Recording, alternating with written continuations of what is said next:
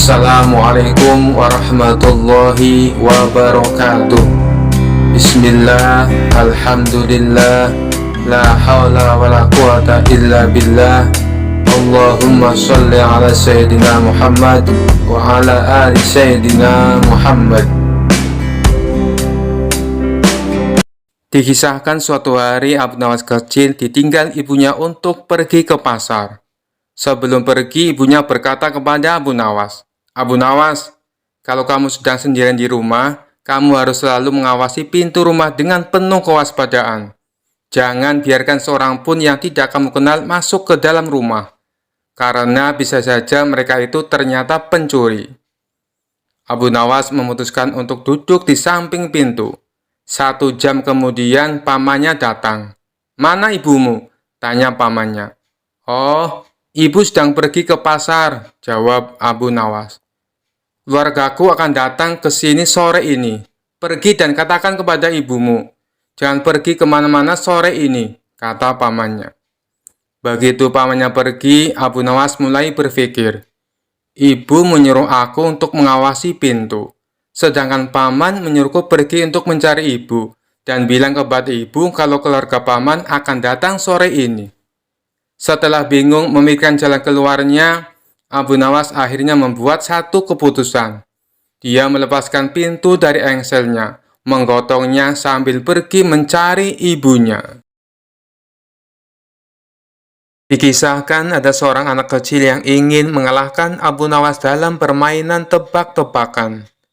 Anak itu bahkan sampai rela menunggu di sebuah jalan yang biasa dilalui oleh Abu Nawas. Tidak berapa lama, lewatlah Abu Nawas yang baru pulang dari kebun.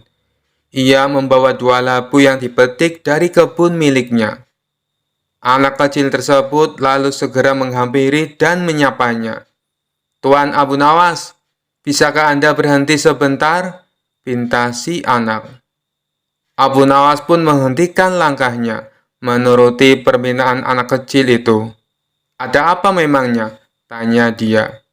"Begini Tuan Abu Nawas, Anda kan sangat terkenal cerdik, juga pandai. Oleh karena itu, aku ingin menantang Anda main sebuah tebak-tebakan," kata si anak penuh percaya diri. "Boleh, apa peraturannya?" tanya Abu Nawas. "Apabila Tuan Abu Nawas tidak bisa menjawab tebakanku, maka buah labu yang ada di tangan Anda jadi milikku," ujar si anak kecil. "Baik, silakan. Apa tebak-tebakanmu?" ucap Abu Nawas. "Coba tebak, burung kecil yang ada dalam genggaman tanganku ini hidup atau mati? Kalau Tuan Abu Nawas menjawab salah, maka buah labunya jadi milik saya," kata si anak kecil. Dengan wajah tersenyum, Abu Nawas mengangguk setuju. Lalu ia pun menjawab, "Burung kecil dalam genggamanmu sudah mati." Mendengar jawaban tersebut, si anak kecil senang sekali. "Anda salah, Tuan Abu Nawas," teriak dia kegirangan. Lalu membuka genggaman tangannya dan membiarkan burungnya terbang dengan bebas. "Oh iya, aku salah. Baiklah, buah labu ini menjadi milikmu," balas Abu Nawas dengan tersenyum bahagia. Si anak kecil merasa heran kenapa Abu Nawas malah terlihat gembira. Tapi di lain pihak, ia mendapat 2 buah labu tanpa harus membelinya. Dengan wajah ceria, si anak kecil kemudian membawa pulang buah labu pemberian Abu Nawas itu. Setibanya di rumah, ayah si anak lantas bertanya tentang 2 buah labu yang dibawanya. "Dari mana kamu mendapatkan itu?" tanya sang ayah.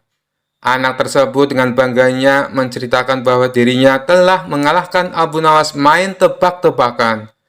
Lalu buah labu yang dibawanya adalah hadiah atas kemenangannya. "Memangnya tebakan apa yang kau berikan, sehingga membuat Tuan Abu Nawas tidak bisa menjawabnya?" tanya ayahnya penasaran. Si anak lalu memberitahu tebak-tebakan yang diberikan kepada Abu Nawas. Tanpa disangka, ayahnya menjadi sangat marah. Beliau lalu berkata, "Kamu mengira kamu betul-betul menang? Kamu itu kalah." Si anak pun menjadi sangat bingung dengan ucapan ayahnya. Sang ayah lalu memerintahkan untuk mengembalikan buah labunya. Mereka berdua bergegas menuju rumah Abu Nawas sambil meminta maaf. "Maafkan anak hamba, Tuan Abu Nawas. Ini buah labunya kami kembalikan," kata sang ayah. "Tidak apa-apa, ambil saja. Itu sudah menjadi hak anakmu," balas Abu Nawas dengan tersenyum. "Terima kasih, Tuan Abu Nawas. Kami mohon pamit," ucap sang ayah. Dalam perjalanan pulang, si anak meminta penjelasan kepada ayahnya. "Wahai ayah, kenapa ayah mengatakan kalau aku yang kalah? Jelas-jelas Tuan Abu Nawas yang salah menebaknya. Jadi, bukankah dia yang kalah?" tanya si anak merasa heran. Sang ayah menarik napas panjang dan mulai menjelaskan. "Tuan Abu Nawas sengaja menjawab burungnya mati.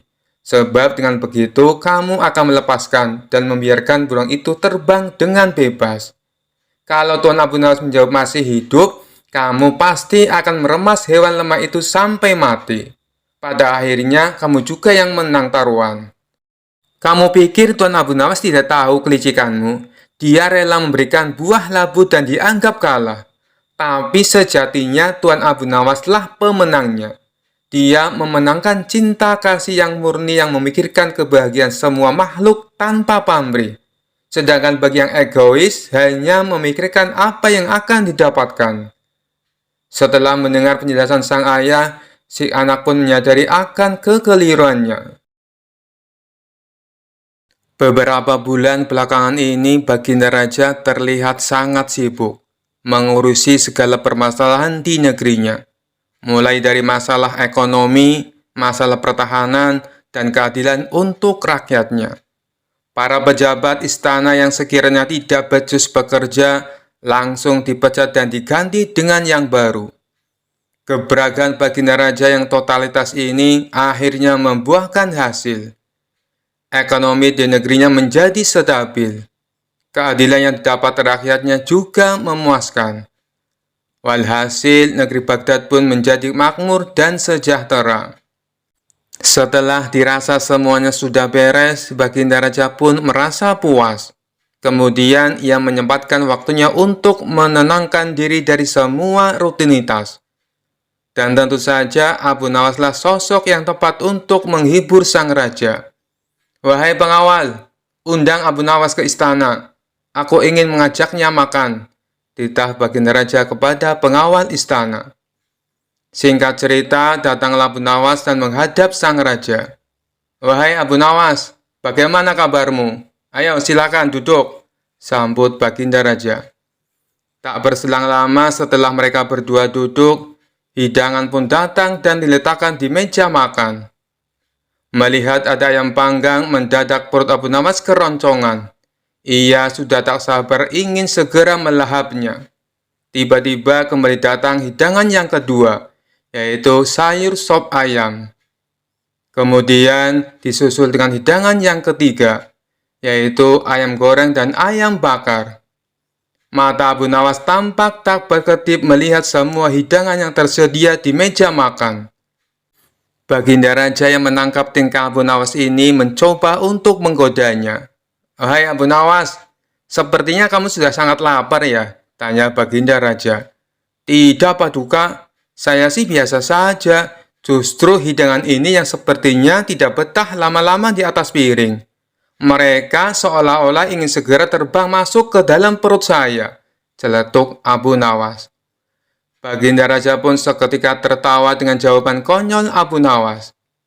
"Hai Abu Nawas, kamu boleh memakan semua hidangan ini. Tapi ada syaratnya," ujar Baginda Raja.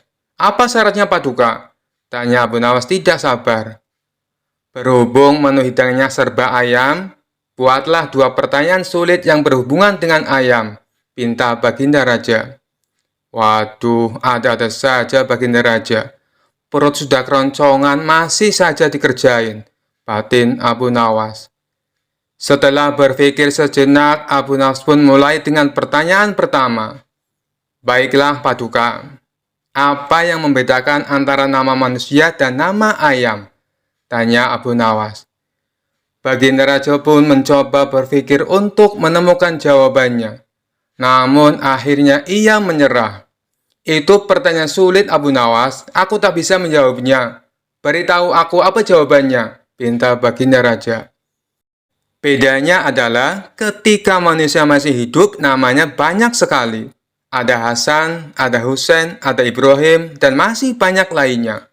Tapi ketika mati namanya hanya menjadi satu, yaitu almarhum. Sedangkan ayam ketika masih hidup namanya cuma satu, yaitu ayam. Tapi ketika meninggal namanya menjadi banyak. Ada ayam panggang, ayam bakar, ayam goreng, dan masih banyak lainnya. Jelas Abu Nawas. Spontan baginda raja pun tertawa mendengarnya. Bagus, bagus. Sekarang berikan saya pertanyaan kedua, balas baginda raja. Apa nama bagian ayam yang tidak pakai ayam? Tanya Abu Nawas. Itu sih gampang Abu Nawas. Jawabannya adalah paha, kata baginda raja dengan cepat. Paha ya paha ayam, ujar Abu Nawas. Kalau begitu, tulang Abu Nawas, jawab baginda raja. Tulang ya tulang ayam, balas Abu Nawas. Bagaimana kalau sayap? Jawab baginda raja terus mencoba. Sayap juga sayap ayam. Jawaban Paduka salah semua, kata Abu Nawas. Ya sudah Abu Nawas, aku menyerah. Apa jawabannya? Jawabannya adalah telur ayam digoreng jadi telur mata sapi. Tidak mungkin kan disebut telur mata ayam? Jelas Abu Nawas. Untuk kesekian kalinya baginda raja kembali tertawa. Mereka berdua pun akhirnya mulai menyantap hidangan. Setelah jamuan makan selesai, baginda raja berkata kepada Abu Nawas, "Hari ini aku sangat terhibur. Terima kasih Abu Nawas," kata baginda raja. Abu Nawas pun lalu dipersilakan pulang dan diberi hadiah sekantung uang. Suatu ketika saat Abu Nawas tengah nongkrong di warung, datanglah beberapa prajurit istana. Mereka lalu duduk di kursi yang bersebelahan dengan Abu Nawas. Tak berselang lama, terdengar percakapan mereka yang saling menyombongkan diri. Salah satu prajurit berkata, "Ketika saya ikut perang, di tengah pertempuran saya terluka parah. Beberapa pisau masih tertancap di lengan saya. Tetapi saya terus berjuang, dan bahkan dalam kondisi seperti itu, saya sanggup membunuh 5 orang musuh." Prajurit yang lain tak mau kalah, ia juga menyombongkan dirinya. "Itu sih belum seberapa. Waktu saya ikut perang, saya dikeroyok oleh 10 pasukan musuh. Saya mendapati kapak yang tertancap di kaki dan tangan saya oleh beberapa pisau yang menancap. Namun, saya terus berjuang melawan mereka. Pada akhirnya, saya berhasil membunuh mereka semua."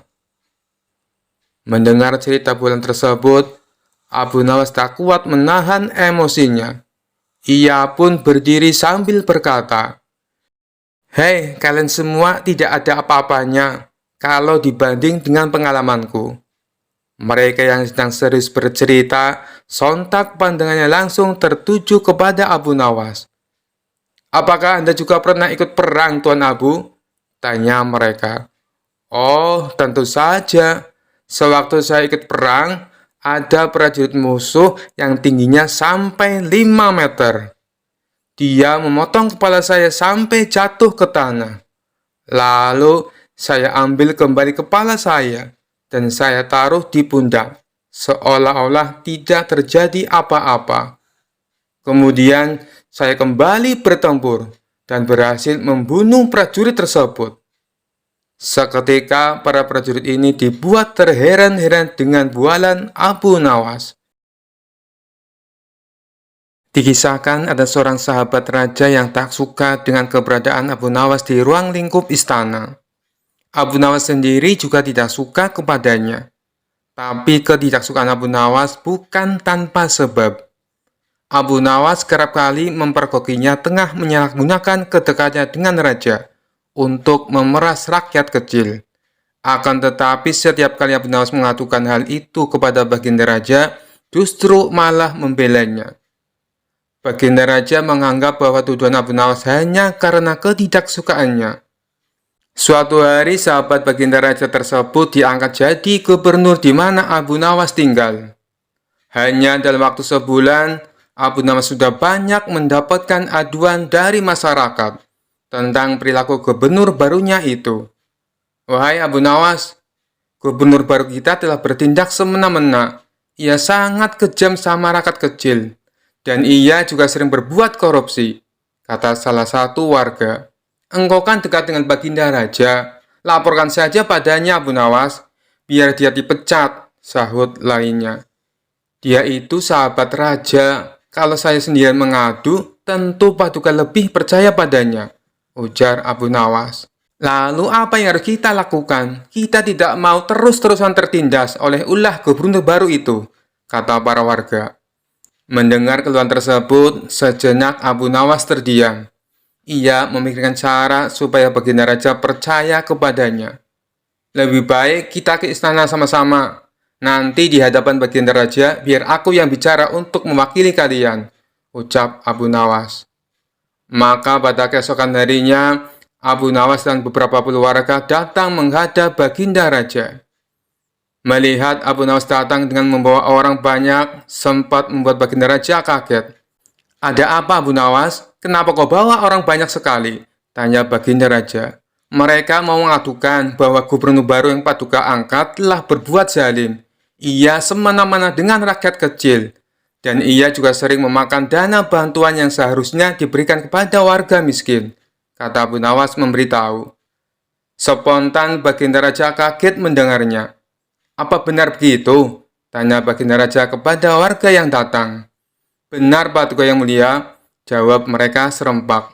Kalian jangan bohong ya, setahu saya gubernur kalian itu adil dan bijaksana, ucap baginda raja yang tidak tahu kondisi sebenarnya. Melihat hal tersebut, Abu Nawas segera maju ke depan. Wahai Paduka yang mulia, apalah arti adil dan bijaksana gubernur kami, jika tidak dinikmati oleh warga provinsi lain? Oleh karena itu, sudilah kiranya baginda raja memindahkan gubernur kami ke tempat yang lain, agar keadilan dan kebijaksanaannya bisa dinikmati seluruh rakyat, kata Abu Nawas beralasan. Mendengar itu, baginda raja tertawa sambil meninggalkan mereka. Baginda raja pun mengabulkan permintaan Abu Nawas dan para rakyatnya. Begitulah cara Abu Nawas memberitahu kelakuan sahabat baginda raja tanpa harus menyakiti hati baginda raja. Dikisahkan suatu hari Abu Nawas kedatangan tamu orang ateis untuk mengajaknya berdebat. Ternyata orang ateis inilah yang dulu pernah bertanya tentang siapa yang menciptakan Allah, dan hasilnya ia malah mendapat sial. Melihat kedatangan orang ateis tersebut, Abu Nawas tetap menyambutnya dengan hangat. Ada yang bisa saya bantu? Tanya Abu Nawas. Aku ingin kembali mengajakmu berdebat, jawab orang ateis. Oh, begitu. Baiklah. Silakan masuk, balas Abu Nawas sambil mengajaknya duduk di ruang tamu. Setelah keduanya duduk di kursi, Abu Nawas berkata kepadanya, sekarang beritahu aku, persoalan apa yang ingin kau debatkan? Orang ateis pun mulai dengan sebuah pertanyaan.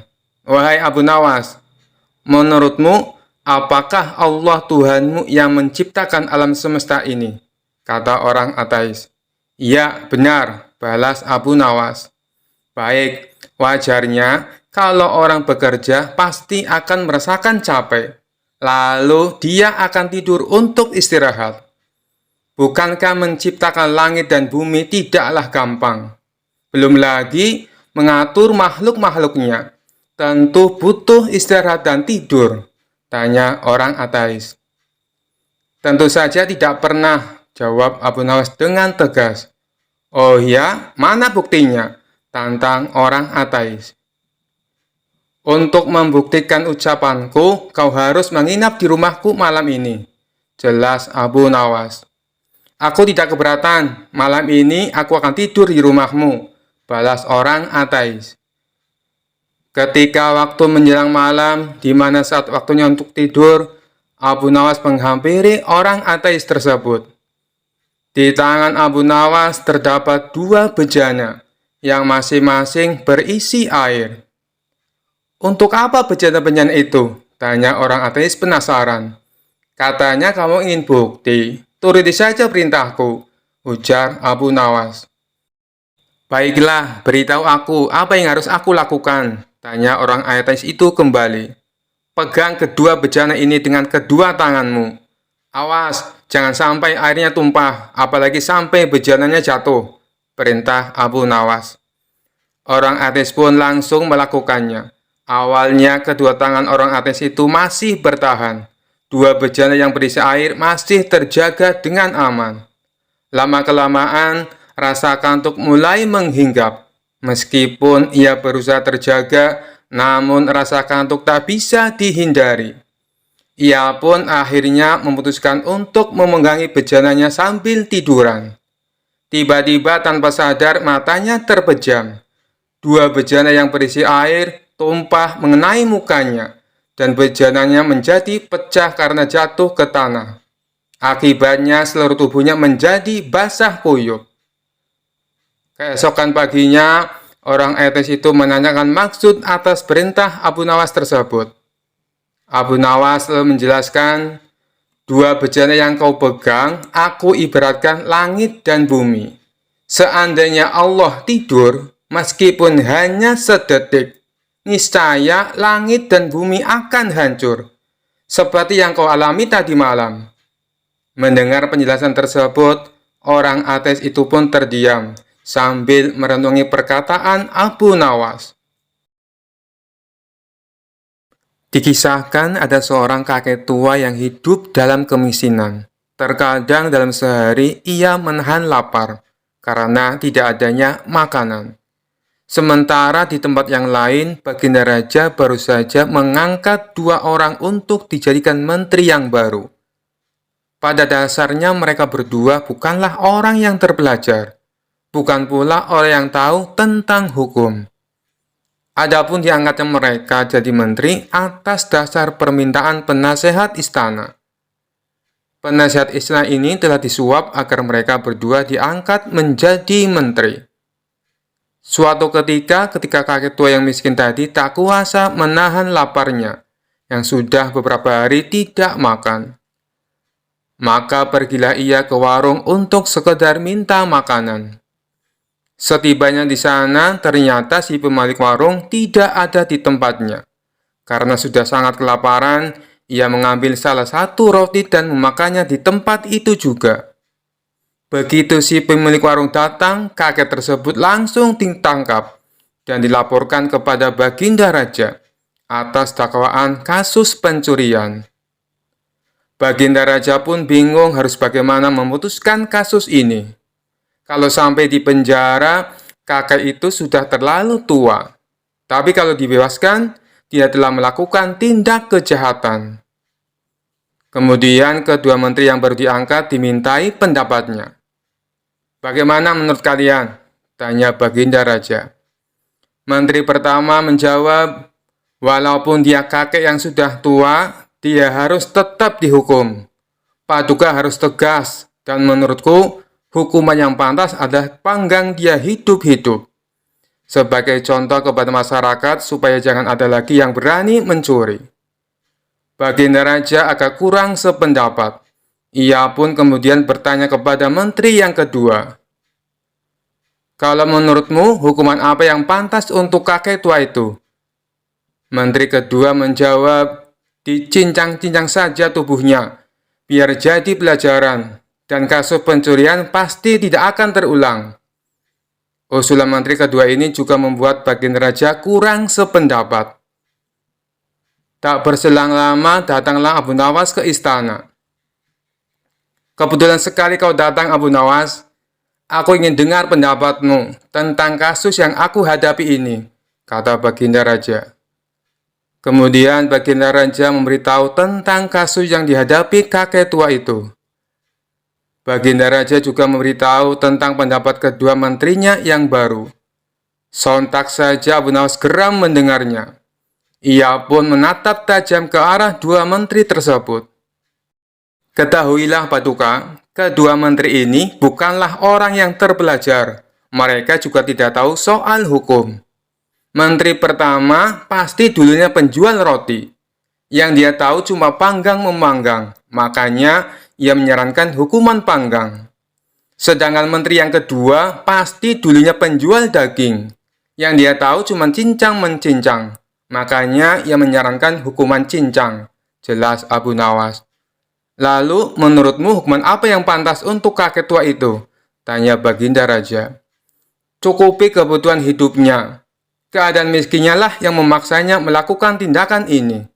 Paduka juga harus bertanggung jawab karena ada rakyatnya yang sampai tidak makan berhari-hari.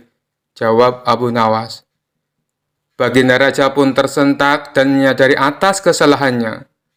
Berkat usulan Abu Nawas, kakek tua itu dibebaskan dan dijamin kebutuhan hidupnya. Sementara kedua menteri yang baru tersebut saat itu juga dipecat dari jabatannya. Entah kenapa hari itu Baginda Raja merasakan jenuh. Kekayaan yang berlimpah dan kekuasaan yang dimilikinya justru membuat dirinya bosan hidup di dalam istana. Lalu salah satu penasihat istana menyarankan supaya Baginda Raja pergi berburu ke hutan seperti biasanya. Namun saran tersebut ditolak. Baginda Raja beralasan kegiatan tersebut sudah sering dilakukannya. Aku sudah bosan berburu ke hutan. Apakah ada saran yang lain? Tanya Baginda Raja. Sebenarnya apa sih yang membuat Baginda Raja bosan? Tanya balik penasehat istana. Aku bosan hidup di dalam istana. Aku jenuh dengan semua keadaan ini. Jawab Baginda Raja. Oh, jadi intinya Paduka ingin mencari suasana yang baru. Saya ada ide Paduka yang mulia. Bagaimana kalau Paduka berkemah? Usul penasehat istana. Berkemah? Sama sekali aku tidak tertarik. Balas Baginda Raja. Begini Paduka yang mulia, supaya kegiatan berkemah Paduka itu terkesan permainan. Bukankah selama ini Paduka ingin supaya Abu Nawas kalah? Ucap penasehat istana. Ya, memang. Tapi permainan apa yang ingin kau usulkan? Tanya Baginda Raja. Kemudian penasehat istana memberitahu tentang jenis permainan yang akan dilombakan.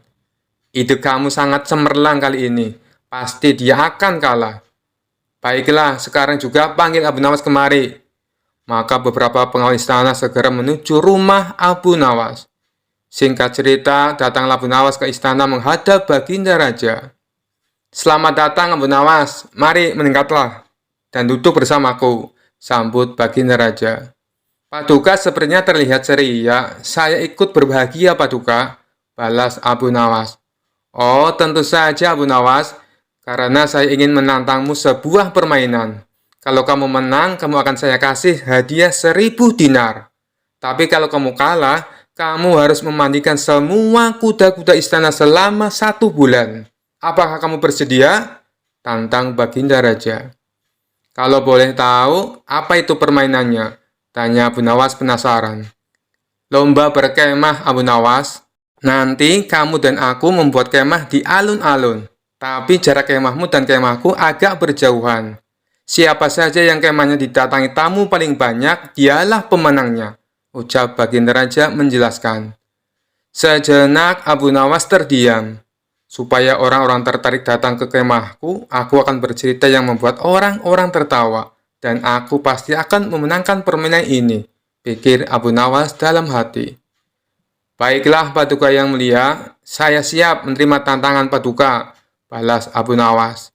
Bagus, nanti malam kita langsung mulai permainannya, timpal Baginda Raja. Setelah malam tiba, Abu Nawas dan Baginda Raja mulai sibuk membuat kemahnya masing-masing. Karena kemah Baginda Raja besar dan banyak hidangan, tentu saja banyak tamu yang berdatangan, mulai dari rakyat jelata sampai pejabat istana, berbondong-bondong bertamu ke kemah Baginda Raja. Sehingga di kemah Baginda Raja terlihat seperti sebuah pesta yang meriah. Semakin malam semakin ramai orang berdatangan. Sedangkan kemah Abu Nawas yang tak jauh dari kemah Baginda Raja, tak ada satupun tamu yang datang. Bagaimana tamu mau datang, kemahnya saja kecil. Belum lagi di kemah Abu Nawas tidak ada hidangan sama sekali. Kalau begini caranya, aku bisa kalah. Mana mungkin tamu mau datang untuk mendengarkan ceritaku. Mereka tentu lebih memilih untuk menyantap hidangan di kemah Baginda Raja, pikir Abu Nawas. Rencana awal Abu Nawas menjadi gagal total. Terpaksa ia harus memutar otaknya supaya bisa memenangkan permainan ini. Dan waktu pun sudah mulai menunjukkan hampir subuh. Itu pertanda permainan akan segera berakhir. Tiba-tiba, ide cemerlang muncul di benak Abu Nawas.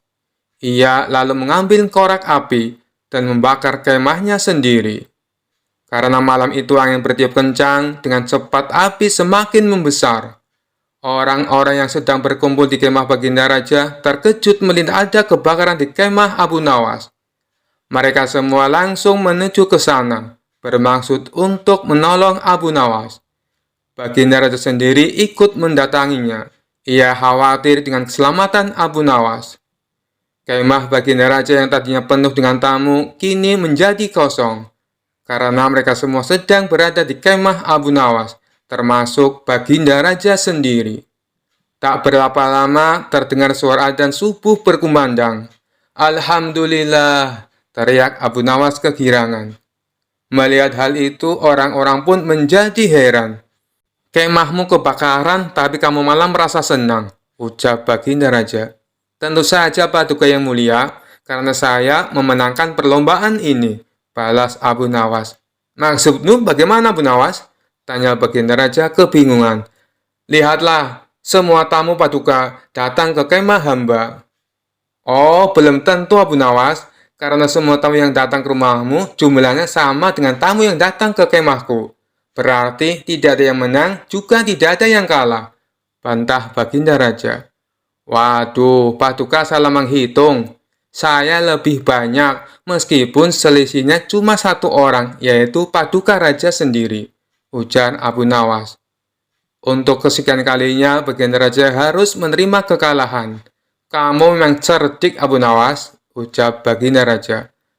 Lalu salah satu kawan Abu Nawas yang kebetulan ada di situ bertanya kepadanya. Hei Abu Nawas, apa kamu tidak rugi?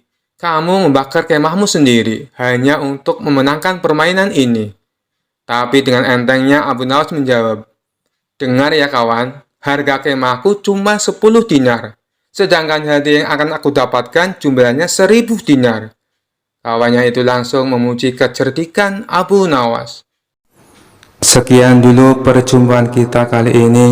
Sampai bertemu lagi di kisah-kisah selanjutnya. Terima kasih yang sudah subscribe dan setia menonton channel ini. Wassalamualaikum warahmatullahi wabarakatuh.